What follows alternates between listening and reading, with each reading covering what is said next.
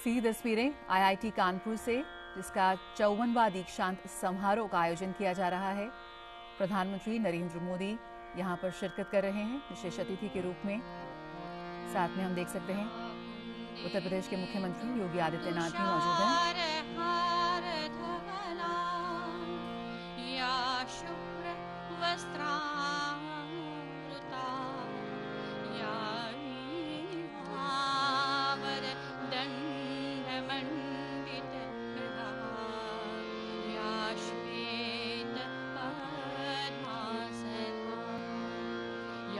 ब्रह्माच्युत शंकर प्रभृति देवै सदा वन्दिता सा मां पातु सरस्वती भगवती निःशेषजाड्यापहा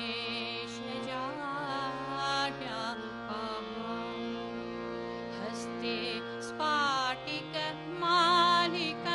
विदधतीं पद्मासने संस्थिता वन्दे तां परमेश्वरीं भगवतीं बुद्धिप्रदां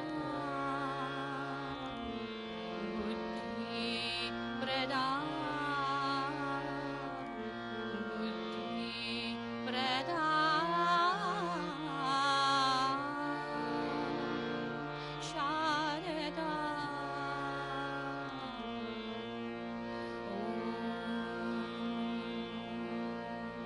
नाद Brahma.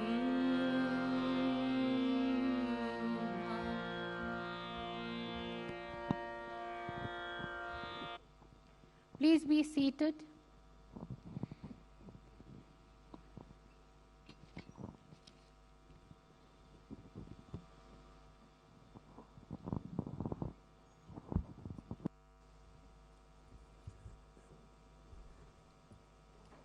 This convocation of the Indian Institute of Technology, Kanpur, has been called to confer degrees upon candidates who have been certified to be worthy of receiving the same. I hereby declare the 54th convocation open. I request the director to please present a memento on behalf of the Institute to the Honorable Prime Minister.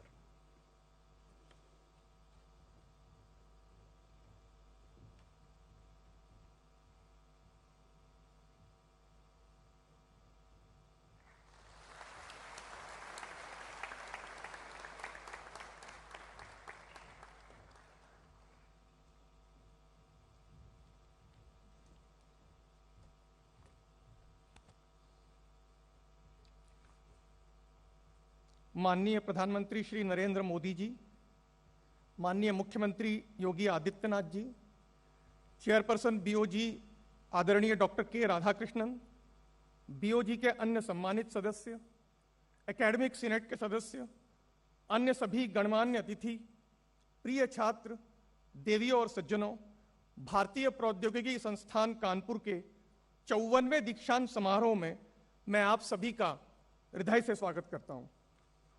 इस महत्वपूर्ण अवसर पर सभी छात्रों और उनके गौरवान्वित परिवारों, मानद उपाधि ग्रहण करने वाले विशिष्ट महानुभावों और अन्य सभी पुरस्कारों और पदक विजेताओं को मेरी हार्दिक बधाई।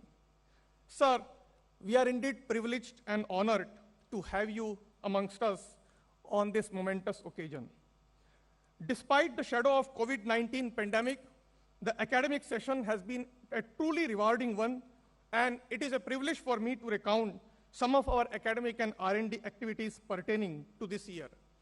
It is a moment of pride for me to inform that 1723 degrees are being awarded today, out of which 194 are PhDs.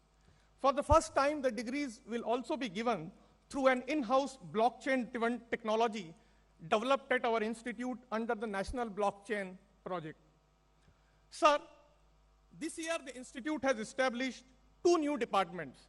Department of Sustainable Energy Engineering, with the aim of becoming a vital contributor to nation's growing clean and renewable energy sector, and Department of Cognitive Science as a foray into an interdisciplinary study of mind. The institute has also launched e-masters program in various disciplines for upskilling industry professionals. With a vision to transform into a large multidisciplinary university in line with NEP 2020, sir, the institute is in the process of establishing School of Medical Research and Technology, which will serve as the hub for nurturing startups in medtech domains for the indigenous development of medical technology. The pioneering R&D at IIT Kanpur is an example of institute playing a lead role in furthering the national development agenda. During this year, 191 sponsored projects and 128 consultancy projects were sanctioned, and we received a total funding close to 250 crores for sponsored and consultancy projects. 61 IPRs were also filed by the institute. The cutting-edge research in the area of environment and sustainability, clean energy renewable, flexible electronics, nanotechnology, blockchain technology, defense and aerospace, 5G and beyond communication technology being undertaken in the institute shapes the country's aspiration to become self-reliant. Sir, मुझे सूचित करते हुए बहुत खुशी हो रही है कि आईआईटी कानपुर ने उत्तर प्रदेश सरकार के साथ बड़ी संख्या में प्रोजेक्ट में भागीदारी की है। हाल ही में एक संयुक्त पहल के रूप में एआई तथा इनोवेशन एंटरप्रेन्योरशिप के लिए एक सेंटर ऑफ एक्सीलेंस की स्थापना की गई है। IIT Kanpur has a strong ecosystem of innovation and incubation, and I am proud to mention that the incubator has achieved a historic milestone of crossing 100+ startups in its portfolio.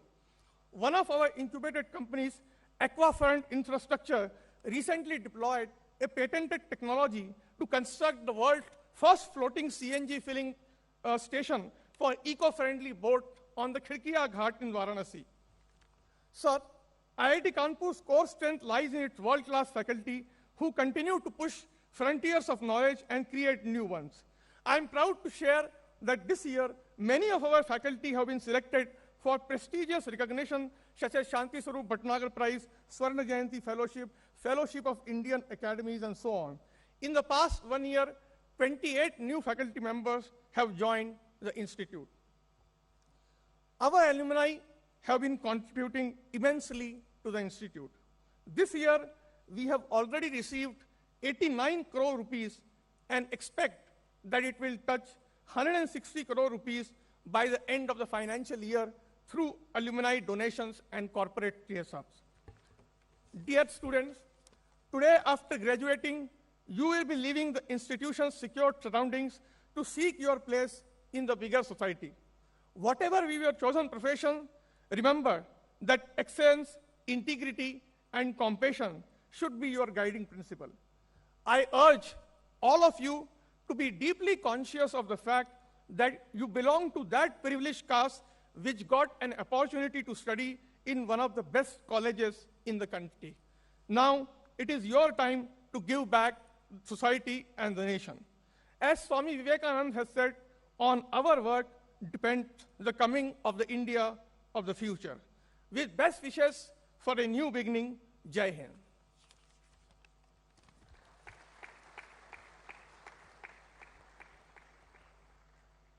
Sir, it is my pleasure to invite the Honorable Chief Minister Yogi Adityanath ji to deliver his address to the graduating students.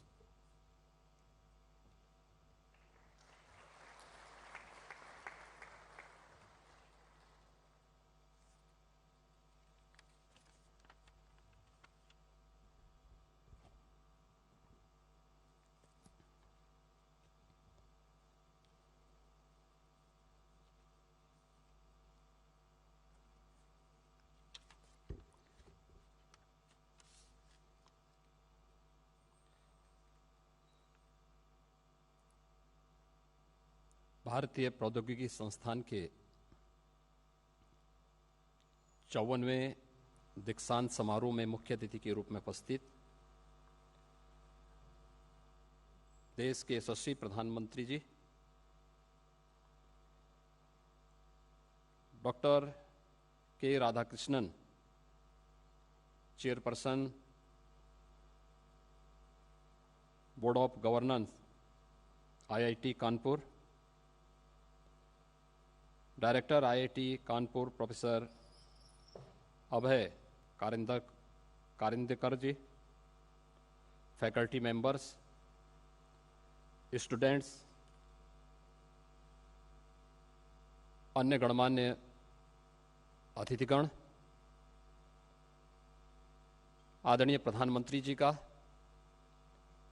IIT Kanpur के इस दीक्षांत समारोह में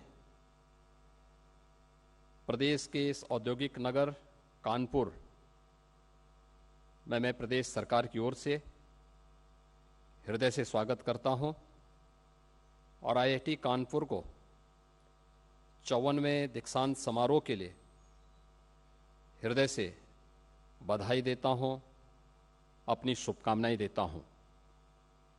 हम सब जानते हैं कि गुणवत्तापरक तकनीकी शिक्षा प्रदान करने में हमारे देश के तकनीकी संस्थानों का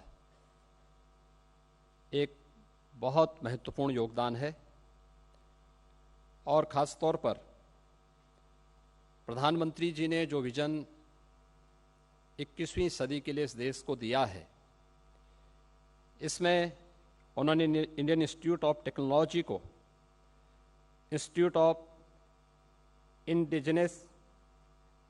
इंडिजिनस टेक्नोलॉजी की संज्ञा दी है।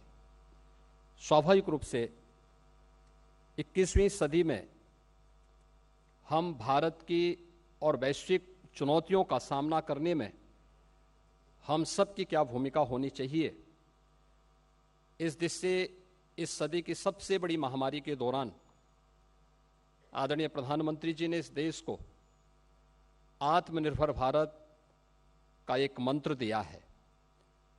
आत्मनिर्भर भारत की इस परिकल्पना को साकार करने के लिए इस देश ने 2020 में अपनी नई राष्ट्रीय शिक्षा नीति भी लागू की है, जो एक नए भारत की एक नई तस्वीर हम सब के सामने प्रस्तुत कर रही है। और मुझे बताते हुए प्रसन्नता है कि उत्तर प्रदेश इस दिशा से एक नई पहल आदरणीय प्रधानमंत्री जी के मार्गदर्शन में तेजी के साथ आगे बढ़ रहा है। ये हमारा सौभाग्य है कि प्रदेश में IIT Kanpur, IIT BHU, IIM Lucknow जैसी प्रतिष्ठित संस्थाएं वर्तमान में मौजूद हैं, जिनके माध्यम से प्रदेश के संस्थाओं को, प्रदेश के युवाओं को एक नई मार्गदर्शन प्रदान करने में सदैव सहायता मिलती है। और आईआईटी कानपुर ने तो राज्य सरकार के साथ पारस्परिक सहयोग के अनेक उदाहरण भी प्रस्तुत किए हैं, चाहे वह प्रदेश के अंदर आदरणीय प्रधानमंत्री जी की मंशा के अनुरूप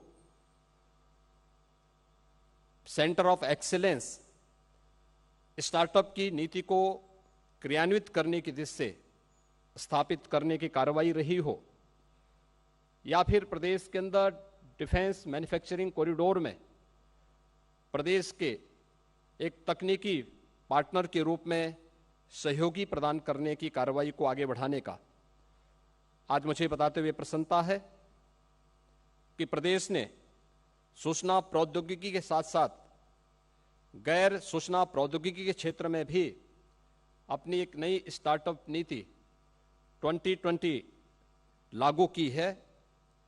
राज्य सरकार द्वारा आर्टिफिशियल इंटेलिजेंस के क्षेत्र में देश का जो पहला centre of excellence IIT Kanpur के नोएडा परिसर में स्थापित करने का निर्णय लिया था। यह केंद्र स्टार्टअप को बढ़ावा देते हुए 5 वर्षों में 250 स्टार्टअप को अपना सहयोग प्रदान करेगा।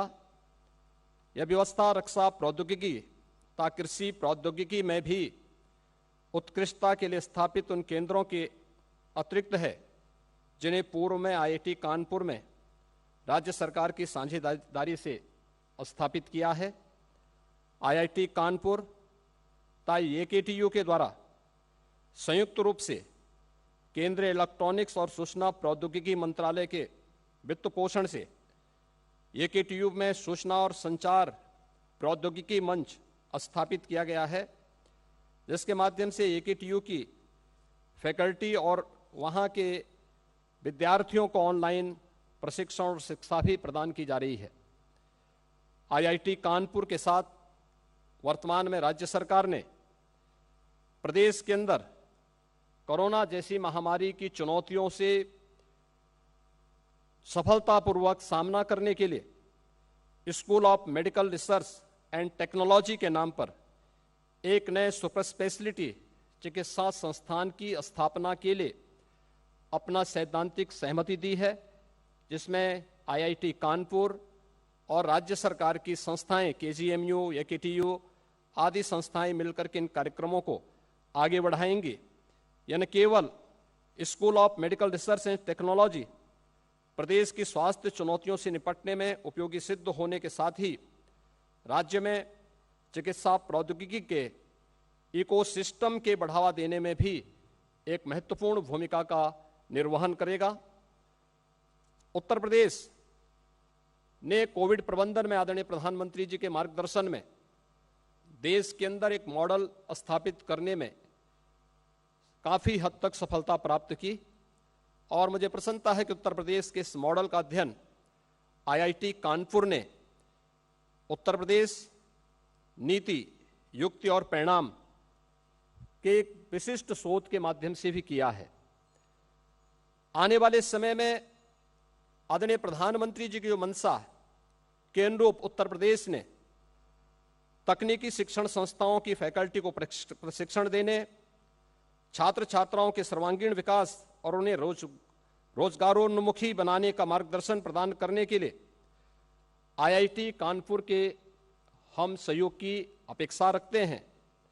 और मुझे बताते हुए प्रसन्नता है कि आज प्रदेश और देश जिन चुनौतियों से जूझ रहा है, इन बदली हुई परिस्थितियों में व्यावसायिक संस्थानों के पाठ्यक्रम को अपडेट करने, कई ऐसे ट्रेड जिनकी वर्तमान में उपयोगिता नहीं रह गई है, उन्हें उनके स्थान पर आज की नई आवश्यकता के अनुरूप हम drone technology, artificial intelligence, robotics, 3D printing, cyber security, internet of things जैसे सेक्टर में भी आईआईटी कानपुर के सहयोग की अपेक्षा राज्य सरकार करती है।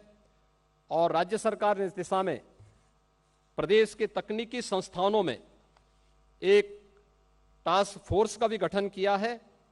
मैं आज के इस अवसर पर एक बार फिर से प्रदेश के इस औद्योगिक नगर कानपुर में आदरणीय प्रधानमंत्री जी का हृदय से स्वागत करता हूं, अभिनंदन करता हूं और आईआईटी कानपुर को 54वें दीक्षांत समारोह में हृदय से बधाई देता हूं। यहाँ के जिन स्टूडेंट्स को आज उनकी डिग्री अवार्ड की जा रही है, हमें विश्वास है कि वह प्रधानमंत्री जी के इस नए भारत के विजन को देश और दुनिया के सामने अपने ज्ञान से, अपनी दक्षता से प्रस्तुत करने में सफल होंगे। आप सबके प्रति मेरी शुभकामनाएं। धन्यवाद। जय Hind.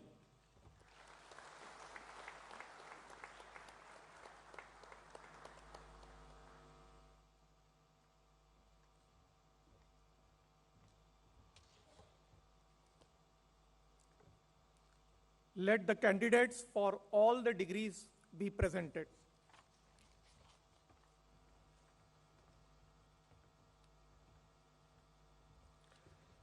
Sir, I present the candidates who, having satisfied the requirements for the conferral of degrees and diploma in the respective disciplines, are considered worthy of receiving the same.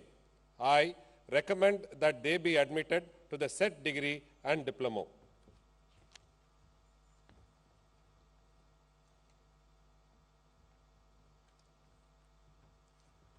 Sir, I present the candidates who, having satisfied the requirements for conferral of the degrees in respective disciplines, are considered worthy of receiving the same, I recommend that they be admitted to the said degree.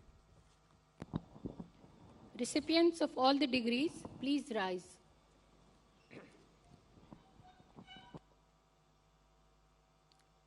By virtue of the authority vested in me as the chairperson of the Senate of Indian Institute of Technology, Kanpur, I do hereby admit each of these candidates to the respective degrees and charge them to prove worthy of the same throughout their life.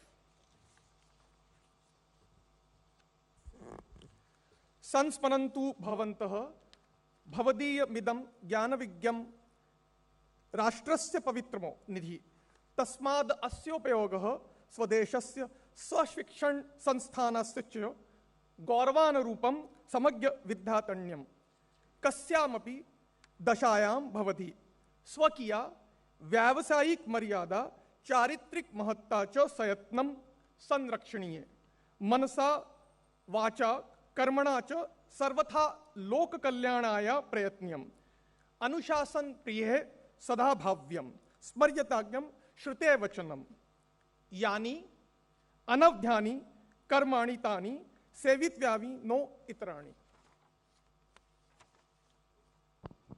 Recipients of all the degrees, please be seated.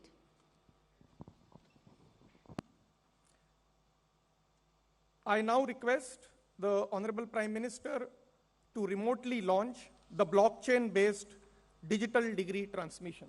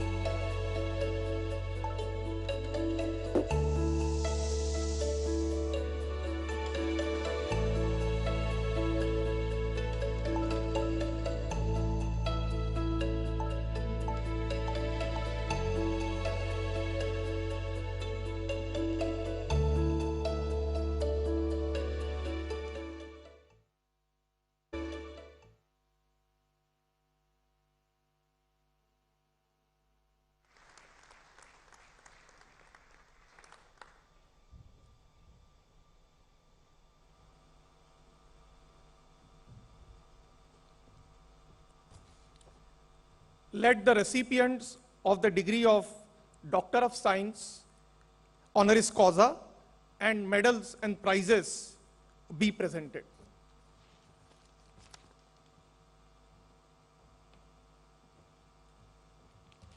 May I request the Honorable Prime Minister to please present the awards.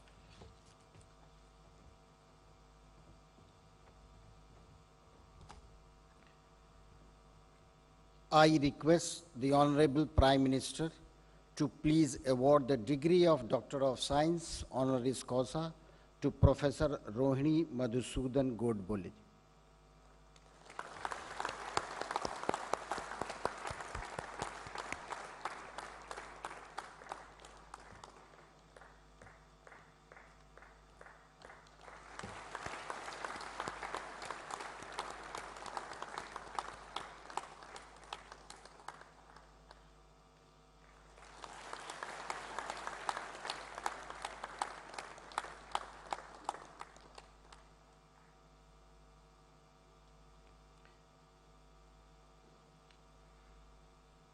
I request the Honorable Prime Minister to please award the degree of Doctor of Science honoris causa to Shri Senapati Gopal Krishnan ji.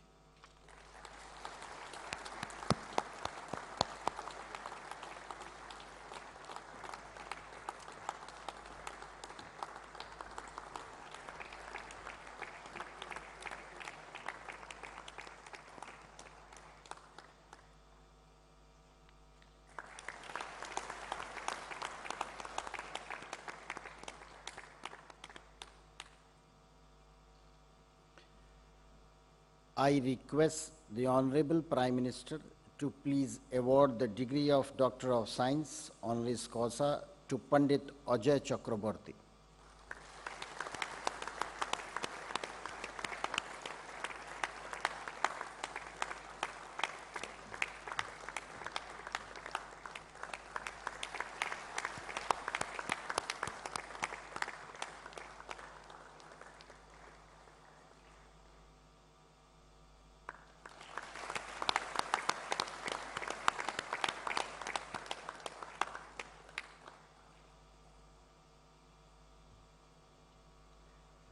Sir, I present Abhyuday Pandey, who has been declared winner of the President's Gold Medal for the year 2021 for the best academic performance among graduating students of all disciplines in all four-year undergraduate program.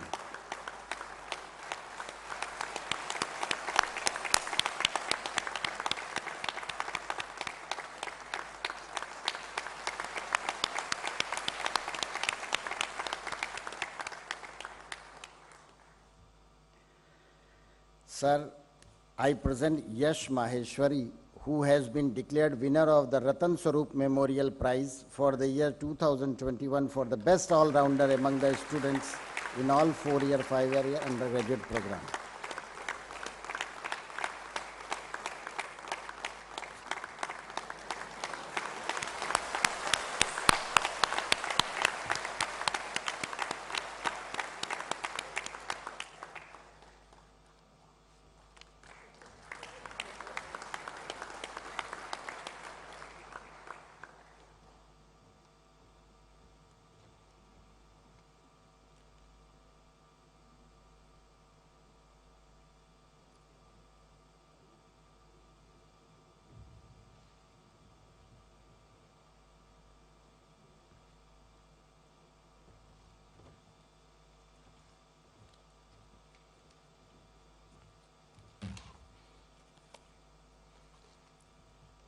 It is my pleasure to invite the Honorable Prime Minister, Shri Narendra Modi ji, to deliver the convocation address.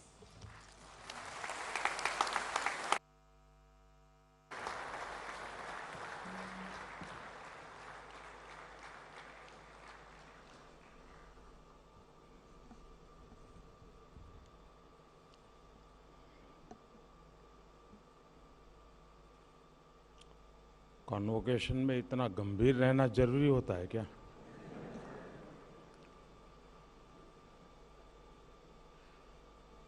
काफी सूचनाएं दी गई ऐसा लग रहा है।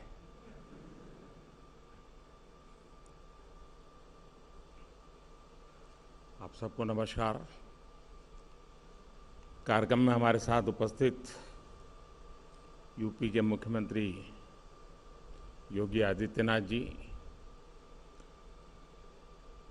Doctor K Radhakrishnan जी, professor Abhay Karandikar जी, IIT Kanpur के professors, सभी students, अन्य महानुभाव और इस ऐतिहासिक संस्थान से डिग्री प्राप्त कर रहे हैं, सम्मानित हो रहे हैं अन्य सभी वरिष्ठ महानुभाव। आज कानपुर के लिए दोहरी खुशी का दिन है। आज एक तरफ कानपुर को मेट्रो जैसी सुविधा मिल रही है, वहीं दूसरी ओर आईआईटी कानपुर से टेक्नोलॉजी की दुनिया को आप जैसे अनमोल उपहार भी मिल रहे हैं।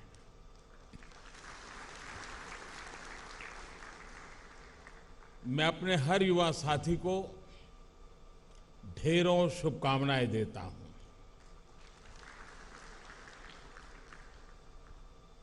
आज जिन स्टूडेंट्स को सम्मान मिला है उन्हें भी बहुत बहुत बधाई। आप आज जहां पहुंचे हैं, आपने जो योग्यता हासिल की है उसके पीछे आपके माता पिता, आपके परिवार के लोग, आपके टीचर्स, आपके प्रोफेसर्स, ऐसे अनगिनत लोग होंगे।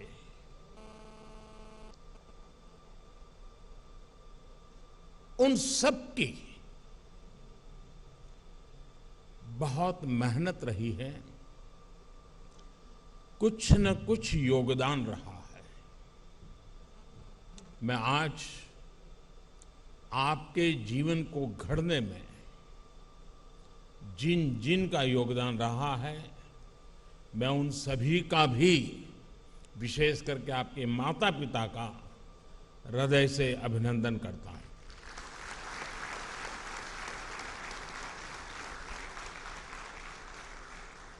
साथियों, आपने जब आईआईटी कानपुर में प्रवेश लिया था और अब जब आप यहां से निकल रहे हैं, तब और अब में आप अपने में बहुत बड़ा परिवर्तन महसूस कर रहे होंगे। यहां आने से पहले एक फियर ऑफ अननोन होगा, एक क्वेरी ऑफ अननोन होगी।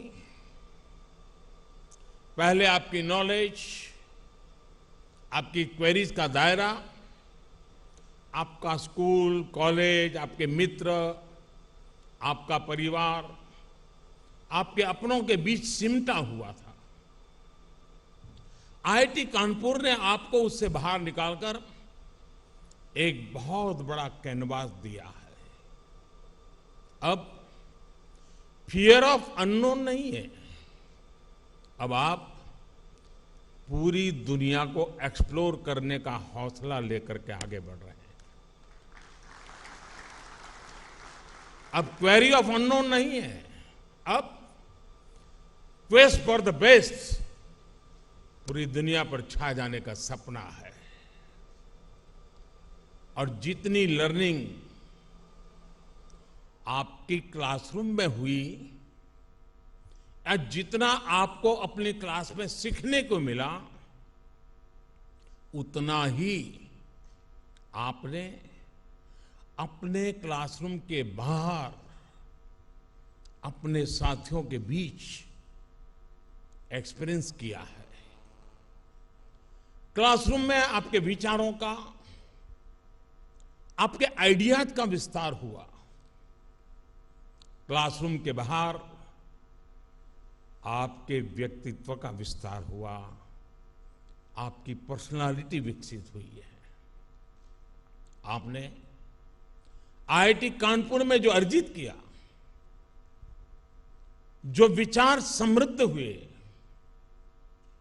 वो एक ऐसी मजबूत फाउंडेशन है, फोर्स है, जिसकी शक्ति से आप जहां भी जाएंगे वहां कुछ नया करेंगे, अनोखा करेंगे, कुछ वैल्यू एडिशन करेंगे। आपकी आज की ट्रेनिंग, आपकी स्किल, आपकी नॉलेज, आपका ज्ञान निश्चित तौर पर आपको प्रैक्टिकल वर्ल्ड में मजबूती से जगह बनाने में बहुत मदद करेगा। लेकिन यहां आपका जो व्यक्तित्व विकसित हुआ है, वो आपको ऐसी ताकत देगा जिससे आप सोसाइटी एज अ होल उसका भला करेंगे, अपने समाज, अपने देश को एक नया सामर्थ्य देंगे। साथियों, आपने यहां आईआईटी की भव्य लीगेसी के हिस्टोरिकल पीरियड को जिया है। आपने विविधताओं से भरे भारत के वैभव के साथ वर्तमान को जिया है। भव्य लीगेसी और वाइब्रेंट प्रेजेंट, इन दो पिलर्स पर, इन दो पटरियों पर आज आप अपने उज्जवल भविष्य की यात्रा शुरू कर रहे हैं। ये यात्रा शुभ हो, देश के लिए सफलताओं से भरी हो। आज जब आपके बीच हूं तो मैं यही कहूंगा, मेरी आप सबसे यही कामना रहेगी। साथियों, इस साल भारत ने अपनी आजादी के 75वें वर्ष में प्रवेश किया है। हम सभी अमृत महोत्सव मना रहे हैं। आपने जहेज शहर में अपनी डिग्री पाई है। उस कानपुर का अपना शानदार इतिहास रहा है। कानपुर भारत के उन कुछ चुनिंदा शहरों में से हैं जो इतना डाइवर्स है। सत्ती चौरा घाट से लेकर मदारी पासी तक, नाना साहब से लेकर बटुकेश्वर दत्त तक, जब हम शहर की सैर करते हैं तो ऐसा लगता है जैसे हम स्वतंत्र संग्राम के बलिदानों के गौरव की, उस गौरवशाली अतीत की सैर कर रहे हैं। इन स्मृतियों के बीच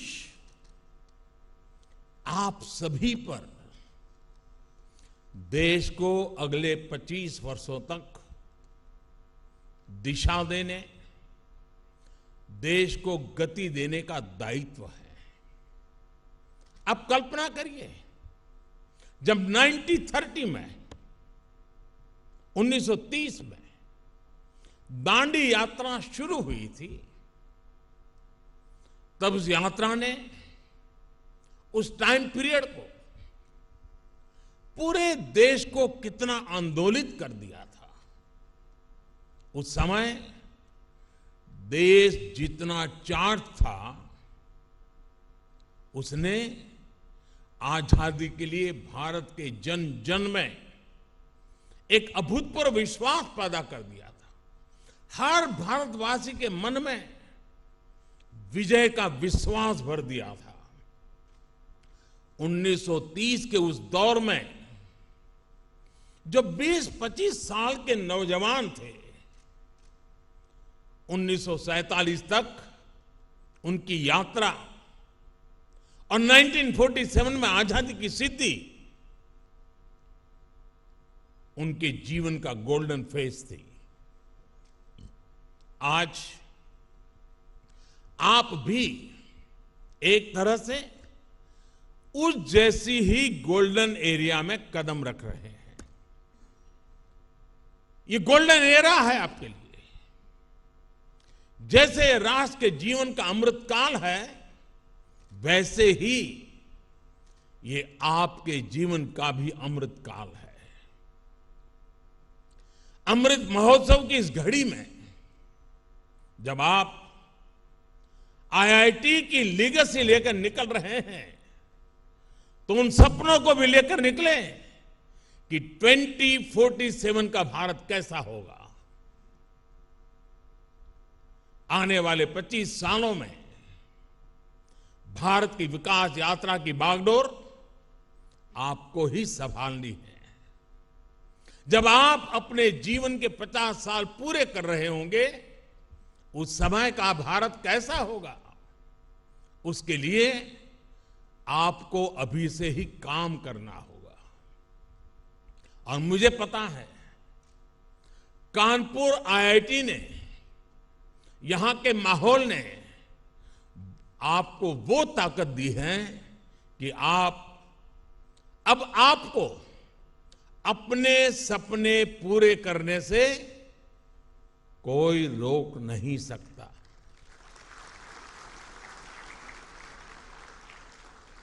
ये दौर, ये 21वीं सदी पूरी तरह टेक्नोलॉजी ड्रिवन है। इस दशक में भी टेक्नोलॉजी अलग अलग क्षेत्रों में अपना दबदबा और बढ़ाने वाली है। बिना टेक्नोलॉजी के जीवन अब एक तरह से अधूरा ही होगा। ये जीवन और टेक्नोलॉजी की स्पर्धा का युग है और मुझे विश्वास है कि इसमें आप जरूर आगे निकलेंगे। आपने अपनी जवानी के इतने महत्वपूर्ण वर्ष टेक्नोलॉजी का एक्सपर्ट बनने में लगाए हैं। आपके लिए इससे बड़ा अवसर और क्या होगा। आपके पास तो भारत के साथ ही पूरे विश्व में टेक्नोलॉजी के क्षेत्र में योगदान करने का बहुत बड़ा अवसर है। साथियों, हमारी आईआईटीज तो हमेशा टैलेंट और टेक्नोलॉजी की इंक्यूबेशन सेंटर रही है और आईआईटी कानपुर की तो अपनी एक अलग ही रेपुटेशन रही है। आपने अपनी खुद की कंपनी एक्वाफ्रंट इंफ्रास्ट्रक्चर के जरिए बनारस के खिड़किया घाट पर दुनिया का जो पहला फ्लोटिंग सीएनजी फिलिंग स्टेशन विकसित किया है, वो बेहतरीन है। इसी तरह आपने एग्रीकल्चर के क्षेत्र में स्टेट ऑफ आर्ट टेक्नोलॉजी विकसित की है। दुनिया की पहली पोर्टेबल सॉइल टेस्टिंग किट बनाई है। 5G टेक्नोलॉजी में तो आईआईटी कानपुर का काम ग्लोबल स्टैंडर्ड्स का हिस्सा बन चुका है। ये संस्थान ऐसी अनेक सफलताओं के लिए बधाई का पात्र है। ऐसे में आपकी जिम्मेदारियां भी कई गुना बढ़ गई हैं। आज आर्टिफिशियल इंटेलिजेंस के क्षेत्र में, एनर्जी एंड क्लाइमेट सॉल्यूशंस में, हाईटेक इंफ्रास्ट्रक्चर के क्षेत्र में देश के सामने बहुत बड़ा स्कोप है। हेल्थ जैसे सेक्टर भी आज टेक्नोलॉजी ड्रिवन होते जा रहे हैं। हम एक डिजिटल डायग्नोसिस के एरा में है, रोबोट असिस्टेड ट्रीटमेंट के एरा में पैर रख रहे हैं। हेल्थ डिवाइसेस अब घर की एसेंशियल बन गई है। डिजास्टर मैनेजमेंट में चुनौतियों का सामना भी हम टेक्नोलॉजी के जरिए ही कर सकते हैं। आप कल्पना करिए, हम कितनी व्यापक संभावनाओं के गेट पर खड़े हैं। ये संभावनाएं आपके लिए हैं। इनमें आपकी बहुत बड़ी भूमिका है। ये आपके लिए देश के प्रति केवल जिम्मेदारियां नहीं, बल्कि ये वो सपने हैं जिन्हें हमारी कितनी ही पीढ़ियों ने जिया है। लेकिन उन सपनों को साकार करने का एक आधुनिक भारत बनाने का वो सौभाग्य आपको मिला है, आपकी पीढ़ी को मिला है।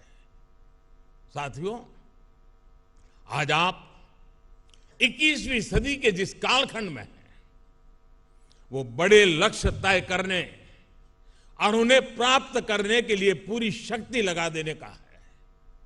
जो सोच और एटीट्यूड आज आपका है, वही एटीट्यूड देश का भी है।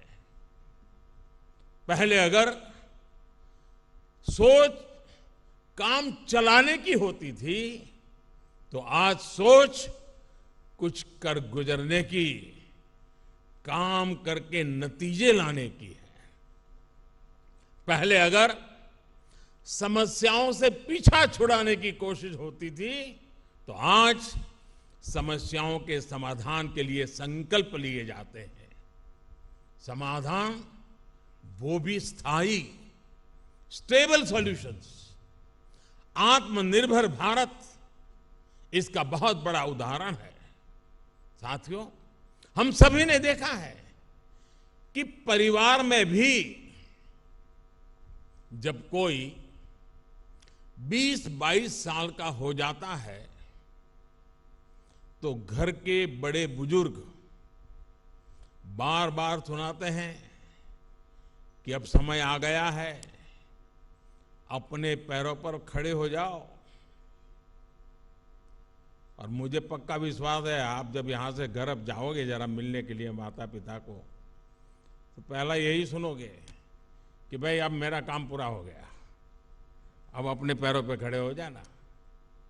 हर माँ बाप यही कहने वाले हैं, और अगर देर कर दी तो बार बार सुनने को मिलेगा। घर के बड़े बुजुर्ग माता पिता ऐसा इसलिए करते हैं ताकि आप आत्मनिर्भर बने, आप अपने सामर्थ्य को पहचाने, आप सपने देखें, उनको संकल्प में परिवर्तित करें और जी जान से उसे सिद्ध करके रहें। हमारे भारत ने भी तो आजादी के बाद अपनी यात्रा नए सिरे से शुरू की थी। जब देश की आजादी को 25 साल हुए तब तक हमें भी अपने पैरों पर खड़ा होने के लिए बहुत कुछ कर लेना चाहिए था। तब से लेकर अब तक बहुत देर हो चुकी है। देश बहुत समय गंवा चुका है। बीच में 2 पीढ़ियां चली गई, इसलिए हमें 2 पल भी नहीं गंवाना है। साथियों, मेरी बातों में आपको अधीरता नजर आ रही है और बहुत स्वाभाविक है कि आपको अधीरता लगती भी होगी, लेकिन मैं चाहता हूं, और जब आज कानपुर की धरती पर आपके बीच में आया हूं तो मेरा मन करता है आप भी इसी तरह आत्मनिर्भर भारत के लिए अधीर बने। आत्मनिर्भर भारत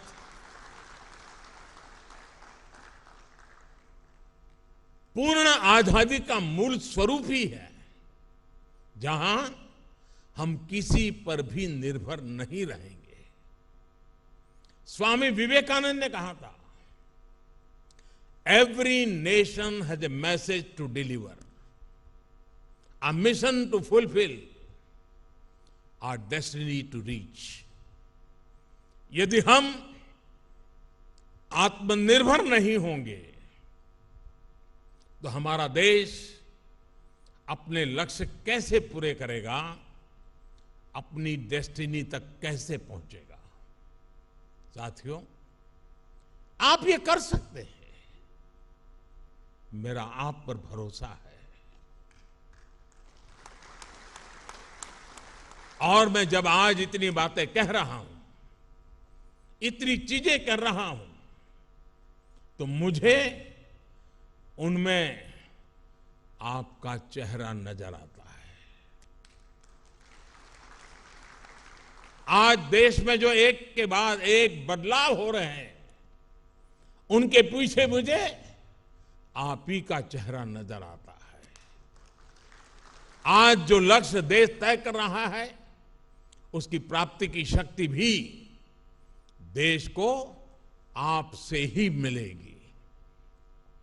आप ही हैं जो ये करेंगे और आपको ही करना है। ये अनंत संभावनाएं आपके लिए ही हैं और आपको ही इन्हें साकार करना है। देश जब अपनी आजादी के 100 वर्ष मनाएगा, उस सफलता में आपके पसीने की महक होगी, आपके परिश्रम की पहचान होगी। और आप ये भली भांति जानते हैं कि बीते वर्षों में किस तरह आत्मनिर्भर भारत की नींव तैयार करने के लिए आपका काम आसान करने के लिए देश ने किस तरह काम किया है। पिछले 7 सालों में देश में startup India, stand up India जैसे प्रोग्राम शुरू हुए, अटल इनोवेशन मिशन और पीएम रिसर्च स्कॉलरशिप के जरिए देश युवाओं के लिए नए रास्ते बना रहा है। नेशनल एजुकेशन पॉलिसी के साथ फ्यूचरिस्टिक टेम्परामेंट की नई पीढ़ी को तैयार करने की शुरुआत हो रही है। ईज ऑफ डूइंग बिजनेस को सुधारा गया, पॉलिसी ब्लॉकेज दूर किए गए। इन प्रयासों के परिणाम इतने कम समय में आज हमारे सामने हैं। आजादी के इस 75वें साल में हमारे पास 75 से अधिक यूनिकॉर्न्स है, 50,000 से अधिक स्टार्टअप है। इनमें से 10,000 स्टार्टअप तो केवल पिछले 6 महीनों में आए हैं। आज भारत दुनिया का दूसरा सबसे बड़ा स्टार्टअप हब बनकर उभरा है। कितने स्टार्टअप्स तो हमारी आईआईटीज के युवाओं ने ही शुरू किए हैं। अभी हाल ही के एक रिपोर्ट के मुताबिक भारत दुनिया के कई विकसित देशों को पीछे छोड़कर तीसरा सबसे बड़ा यूनिकॉर्न कंट्री बन गया है।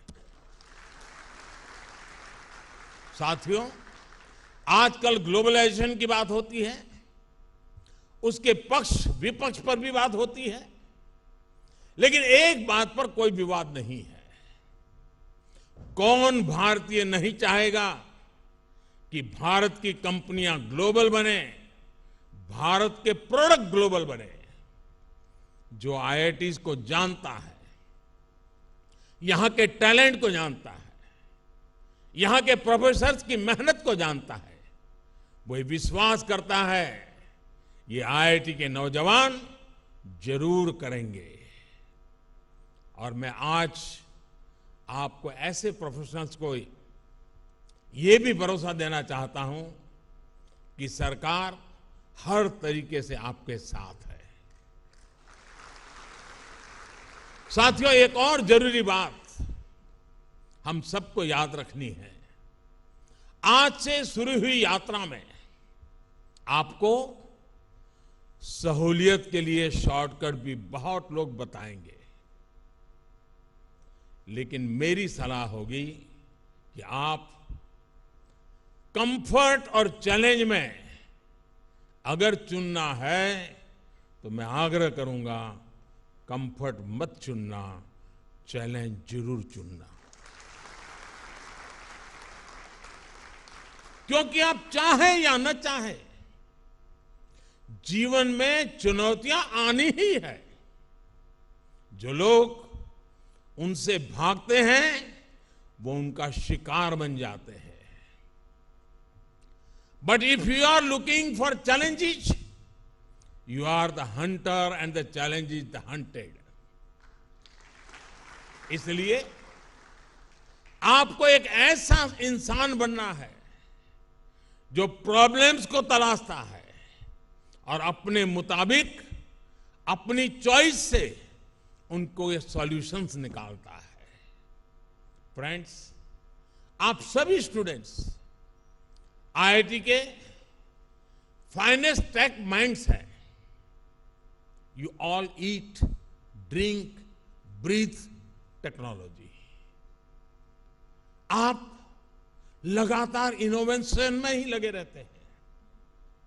फिर भी इन सब के बीच मेरा आपसे एक आग्रह भी है। टेक्नोलॉजी की अपनी ताकत होती है, उसमें कोई बुराई नहीं, और ये आपका पैशन भी है। लेकिन टेक्नोलॉजी की दुनिया में रहते हुए आप ह्यूमन एलिमेंट्स ऑफ लाइफ को कभी मत भूलिएगा। आप अपने स्वयं के रोबोट वर्जन कभी नहीं बनिएगा। आप अपनी मानवीय संवेदनाओं, अपनी कल्पनाओं, अपनी क्रिएटिविटी और क्यूरियोसिटी को हमेशा जिंदा रखिए। अपने जीवन में उन चीजों को भी महत्व दीजिएगा जो जरूरी नहीं कि हमें टेक्नोलॉजी की मदद से ही मिलती हो। आप इंटरनेट ऑफ थिंग्स पर जरूर काम करिएगा, लेकिन इमोशन ऑफ थिंग्स को भूल मत जाइएगा। आप आर्टिफिशियल इंटेलिजेंस के बारे में जरूर सोचिएगा, लेकिन ह्यूमन इंटेलिजेंस को भी याद रखिएगा। आप कोडिंग करते रहिएगा, लेकिन लोगों के साथ अपना कनेक्ट भी बनाए रखिएगा। अलग अलग लोगों से, अलग अलग कल्चर के लोगों से आपका जुड़ाव आपके व्यक्तित्व की ताकत ही बढ़ाएगा। ये नहीं होना चाहिए कि जब इमोशन दिखाने की बात आए तो आपका मस्तिष्क करे HTTP 404 पेज नॉट फाउंड।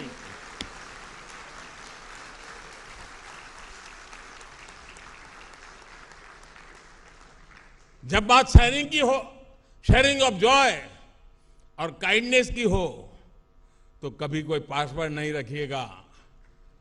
खुले दिल से लाइफ को एंजॉय करिएगा।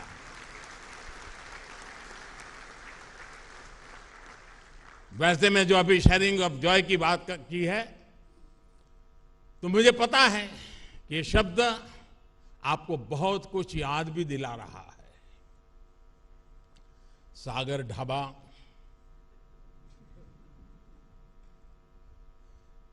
और केरला कैफे की गपशप, यहां के कैंपस रेस्टोरेंट्स का स्वाद, CCD की कॉफी, OAT पर काठी रोल्स,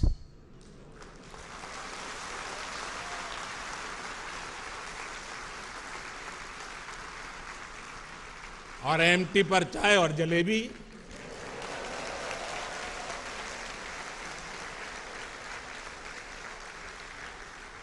टैग कृति और अंतरंगिनी भी आपको बहुत याद आने वाले हैं।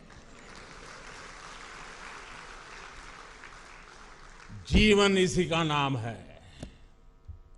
जगह बदलती है, लोग मिलते हैं, बिछड़ते हैं, लेकिन जीवन चलता रहता है। इसी को कहते हैं चरैवेति, चरैवेति, चरैवेति। मैं अभी देख रहा हूं कि कई सारे स्टूडेंट्स दूसरे लेक्चर हॉल में भी हमारे साथ जुड़े हुए हैं। कोरोना प्रोटोकॉल की वजह से वो वहीं से मुझे सुन रहे हैं। अगर आप लोगों की अनुमति होगी और आपके इस प्रोटोकॉल में कोई तकलीफ ना हो, तो मैं जरूर वहां जाना चाहूंगा, उनसे मिलना चाहूंगा, उनसे रूबरू मिलूंगा।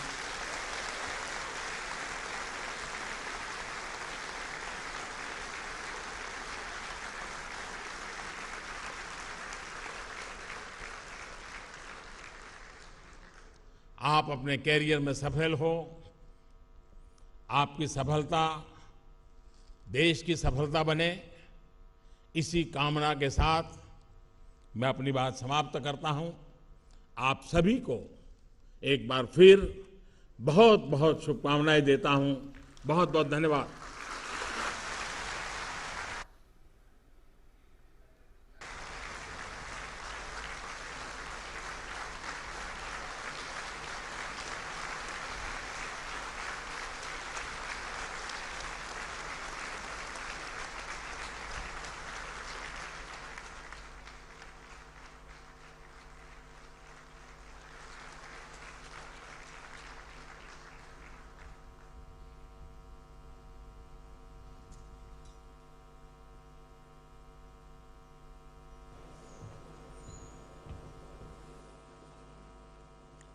I hereby declare the 54th convocation closed. Thank you, sir.